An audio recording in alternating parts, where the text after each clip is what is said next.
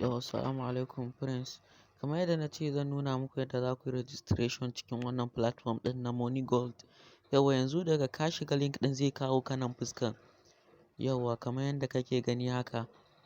Sai ka zo yauwa nan select phone device type. Yauwa nan inda na yi wannan scrolling ɗin shi. Kana zuwa wajen sai ka danna shi. Kana danna shi in wayanka Android ne ka zaɓa na farko, in wayanka iPhone ne sai ka danna iPhone ɗin nan. Yauwa sai kawai kana dannawa. Mun kamar yanzu Android muke amfani da shi. Sai kuma nan username ɗin da kake so ka yi amfani da shi. Kada ka ba da gap a username.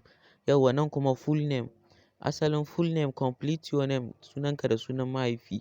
Sai nan kuma email ɗinka. Nan kuma ka sa phone number. Shi kuma nan wajen kuma coupon code ɗin. Code ɗin da za ka siya 3000 a tura ma ka yi register shi za ka sa. Sai kuma nan ka seta password. Kuma kar ka manta wajen fara code ɗin nan ka tabbatar wanda ya tura ma da link ɗin wannan ɗin shi ne a wajen. Sai wajen choose plan ɗin nan. Yauwa sai ku zaɓa Money Gold. Yauwa. Yauwa kamar yadda kake gani haka. Yauwa bari in nuna muku shi.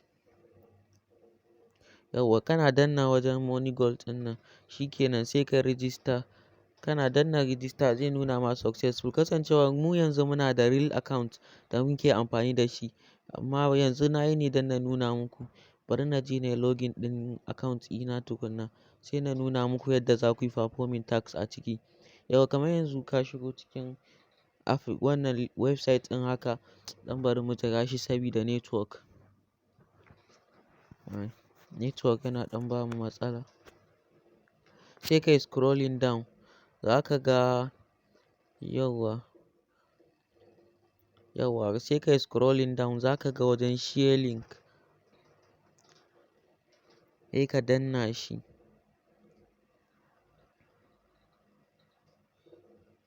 Kana danna shi zai kai ka Facebook ɗinka inda za ka je ka yi performing task ɗin.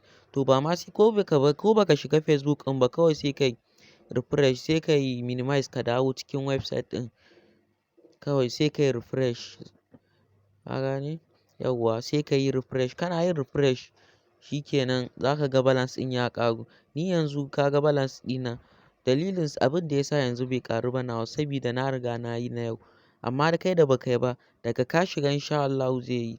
Yauwa mun gode to sai anjima da fatan ku wuni lafiya. Masha Allah.